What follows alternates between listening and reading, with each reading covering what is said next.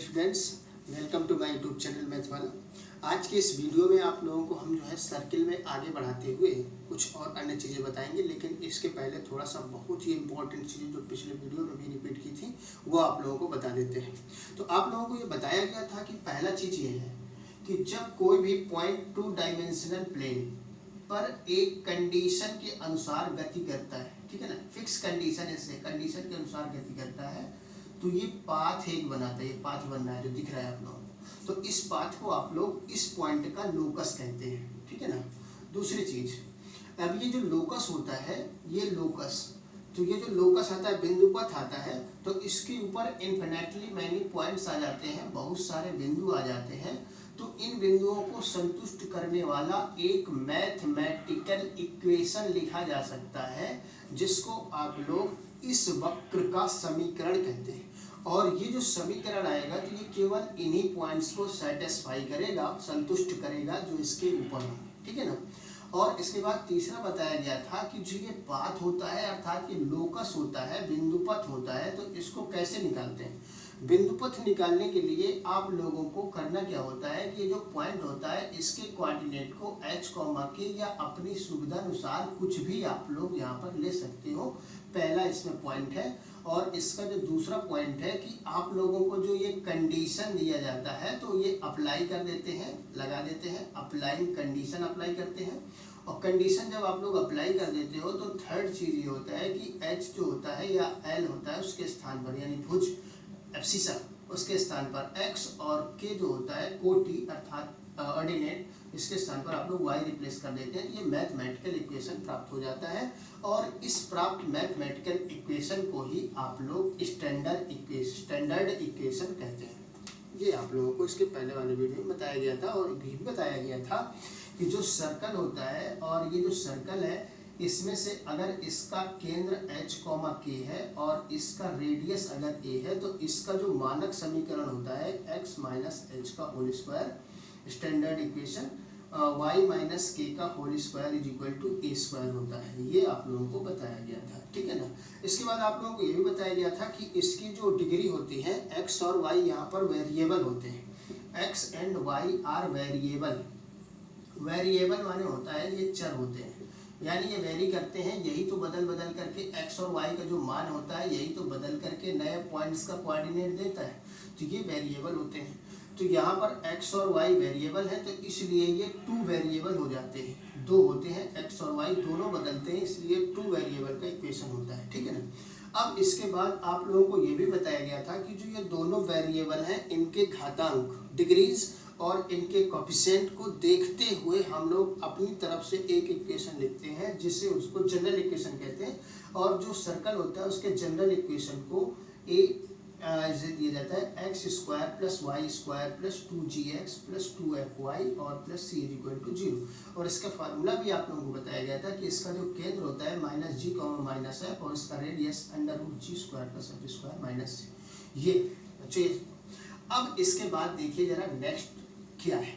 Next बच्चों आप लोगों को पढ़ाने जा रहे हैं पैरामीट्रिक इक्वेशन ऑफ सर्कल। तो सबसे पहले आप लोग इसको समझने के पहले आप ये तो समझिए कि पैरामीट्रिक होता क्या है, पैरामीट्रिक इक्वेशन होते क्या है।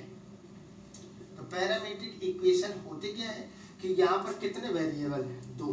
तो अगर इन दोनों वेरिएबल को एक सिंगल वेरिएबल में रिप्रेजेंट कर दिया जाए, ध्यान रखिएगा, जो है इन दोनों वेरिएबल x और y को एक सिंगल अकेले एक वेरिएबल में रिप्रेजेंट कर दिया जाए, प्रदर्शित कर दिया जाए, तो ऐसा इक्वेशन पैरामीट्रिक इक्वेशन कहलाता है। जैसे मान लीजिए कि आप लोगों ने पैरामीटर मतलब प्राचल समीकरण, तो x इज इक्वल टू आप लोगों ने यहाँ पर f ऑफ थीटा कर दिया, ठीक है ना, f थीटा t जो भी आप लोग करना चाहें कर सकते हैं। और y को आप लोगों ने f of g of theta कर दिया, इस तरह से।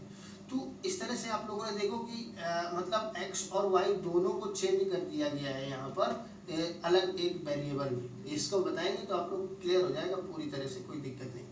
तो यहाँ पर जो एक ही वेरिएबल में जो ये आ गए हैं, इसी को आप लोग पैरामीट्रिक इक्वेशन कहेंगे, इस जो भी कर्व होगा उसका, ठीक है ना। अब यहाँ पर जो थीटा होता है, ये पैरामीटर अर्थात प्राचल कहलाता है, क्लियर है कि नहीं।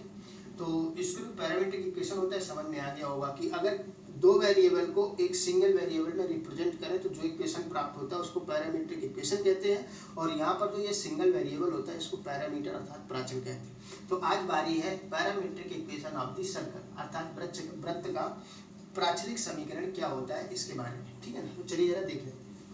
हाँ तो बच्चों देखिए जरा, हमने एक डायग्राम बनाया हुआ है और इस डायग्राम से आप लोग इस सर्किल का प्राचल समीकरण लिखेंगे, ठीक है ना। तो देखिए जरा इसमें डायग्राम में समझते हैं जो चीज़ बनाई हुई है। सबसे पहले आप लोग देखें तो ये एक्स एक्सिस है और ये देखें तो ये वाई एक्सिस है, और उसके बाद बच्चों ये इस वृत्त का केंद्र है जो इस सर्कल आप लोग देख रहे हैं एच कॉमा के है। यहाँ पर एक बिंदु लिया गया है एक्स कॉमा वाई, और आपको ये बताया गया था कि ये एक्स कॉमा वाई जो होता है ये बदल करके हर जगह एक्स कॉमा वाई बदलेगा, तभी ये इसको सेटिस्फाई करेगा, और केवल ऊपर के पॉइंट्स को ही ये सेटिस्फाई करेगा, संतुष्ट करेगा। बच्चों यहाँ पर आप लोगों को बता दें कि ये जो है इससे ये जो रेडियस है ये सी कोऑर्डिनेट, ये सी पॉइंट है और ये पी है सी पी, तो रेडियस सी पी बराबर ये ए दिया गया है, ठीक है ना। और इसके बाद आपको बता दें कि यहाँ से एक लंब खींचा गया है परपेंडिकुलर, और यहाँ से भी एक परपेंडिकुलर खींचा गया है यानी सेंटर से, और एक कोऑर्डिनेट यहाँ से तो ये भी लंब खींचा गया है और इधर भी एक लंब खींचा गया है। तो आपको बताया गया था कि यहाँ पर अगर ये h कॉमा के है तो बच्चों ये वाला डिस्टेंस सीधे सीधे आप बताएं ये h होगा, और इसके बाद ये वाला जो डिस्टेंस है ये वाला यानी ये वाला ये कितना होगा, ये होगा के। अब बच्चों यहाँ से भी परपेंडिकुलर खींचा गया है, तो ये भी देखिए कि पहला वाला कोऑर्डिनेट अगर x है तो ये वाला डिस्टेंस होता है x, और इसमें ये कोऑर्डिनेट है तो y इसका डिस्टेंस हो जाएगा। अब बच्चों यहाँ पर जो ये CP है जो ये लाइन आ रही है इसको आप लोग मान लेते हैं, इसको कुछ और देते हैं, माना कि ये A पॉइंट है ये वाला, जहाँ पर ये लाइन और ये काटी ये A पॉइंट है। तो अब ये जो ट्रायंगल देख रहे हैं APC, ट्रायंगल APC, ये ट्रायंगल देखिए APC में ये एंगल है थीटा, ठीक है ना।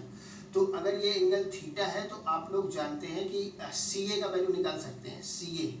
CA का जो वैल्यू होगा वो कितना हो जाएगा, ये इस समय यहाँ पर परपेंडिकुलर है लंब है तो ये कर्ण बनेगी हाइपोटेनस, तो यहाँ पर जो ये CA बराबर हो जाएगा कर्ण कॉस थीटा, ठीक है ना। आधार बराबर होता है कर्ण cos theta, base is equal to hypotenuse into cos theta. तो CA आप लोग कोई ट्रिग्नोमेट्री लगा करके भी यूज करके निकाल सकते हैं, तो जाएगा A cos थीटा, ठीक है ना, ये आ जाएगा। और इसके बाद PA भी निकाल सकते हैं आप लोग, PA बराबर आ जाएगा निकल करके A sin थीटा, लंब बराबर होता है कर्ण साइन थीटा। आप लोग इनको डायरेक्ट, क्योंकि साइन थीटा बराबर होता है परपेंडिकुलर अपॉन हाइपोटेनस, तो यहाँ से परपेंडिकुलर है हाइपोटेनस इनटू साइन थीटा, ऐसे आप लोग यूज कर सकते हैं, ठीक है ना। तो बच्चों इसमें से आप लोगों ने देखा CA की वैल्यू आ गई कितना A cos थीटा, तो यहाँ पर ये हो जाएगा A cos थीटा, समझ जाएंगे बोल रहे हैं। और इसके बाद जो ये वाली वैल्यू है यहाँ से PA की वैल्यू हो जाएगी A sin थीटा, ये हो जाएगी। तो अब आप लोगों से पूछा जाए बेटा ये x का कंप्लीट वैल्यू जो है ये OM है, तो ये OM बराबर कितना हो जाएगा h, तो यहाँ से यहाँ तक है h plus A cos theta, ठीक है ना। और आप लोगों से अगर ये भी पूछा जाए कि बताइए जरा ON कितना है, O और कैपिटल N है, ON इज इक्वल टू, तो ये ON टोटल यहाँ से लेकर के और यहाँ तक, तो ये वाला जो डिस्टेंस है ये हो जाएगा K, और इसके बाद जो ये QN है ये वाला डिस्टेंस इसके बराबर होगा, अर्थात यही होगा A sin थीटा होगा, इसलिए यहाँ पर हो जाएगा प्लस A sin थीटा। तो बच्चों इसमें से OM का अगर अब हम दोबारा से वैल्यू देखें तो पूरा x है, तो देखिए जरा x जो वेरिएबल है किस में रिप्रेजेंट हो गया, h plus A cos theta, x का वैल्यू देखो थीटा के टर्म में आ गया है, ठीक है ना। और इसी प्रकार से यहाँ से ON की वैल्यू कंप्लीट अगर देखा जाए तो ये y है, तो यहाँ से y इज इक्वल टू हो जाएगा k plus A sin theta, ठीक है ना। तो यहाँ से अगर इसका वैल्यू निकाल लिया जाए x is equal to h plus A cos theta, y is equal to k plus A sin theta, तो ये इसका जो होता है ये प्राचल रूप होता है, पैरामीट्रिक फॉर्म होता है। यहाँ पर x और y दोनों वेरिएबल को आप लोग थीटा से रिप्लेस कर सकते हो। बच्चों एक चीज़ और इम्पोर्टेंट बता दें कि यहाँ पर अगर हम लोग यहाँ से इस पैरामीटर को विलोप करें, ठीक है ना, यहाँ से इस पैरामीटर जो ये पैरामीटर थीटा है यहाँ, और इस थीटा का एलिमिनेशन करें, विलोपन करें, तो फिर से यही आ जाएगा। आप लोग देख लीजिए करके, चेक कर लीजिए, वेरीफाई। तो इसमें से हम लोग करते क्या है कि x माइनस एच इसको ट्रांसफर किया बराबर हो जाएगा A cos थीटा, ठीक है ना, और and y minus K equal to A sine theta. Square करके जोड़ दीजिए इन दोनों को, ये फर्स्ट इक्वेशन सेकंड इक्वेशन इस तरह से मान लें और स्क्वायर करिए, ऐड कर दीजिए, जोड़ दीजिए, हो जाएगा x माइनस एच का whole square plus Y minus K का होल स्क्वायर। स्क्वायर करके ऐड किया जा रहा है, लेफ्ट साइड से ऐड हो जाएगा, राइट से, तो is equal to A square cos square theta और plus A square sine square theta. बच्चों यहाँ से ए स्क्वायर कॉमन निकल आएगा तो बचेगा cos square theta plus sign square theta और इसकी वैल्यू 1 होती है, तो अर्थात ए स्क्वायर यही बच जाए। इंपॉर्टेंट चीज तो यही हो गई ना फिर कि अगर किसी पैरामीट्रिक इक्वेशन से अगर पैरामीटर को एलिमिनेट कर दिया जाए, विलोप कर दिया जाए, प्राचल समीकरण से प्राचल को विलोप किया जाए तो फिर से कार्टेशियन इक्वेशन मिल जाता है।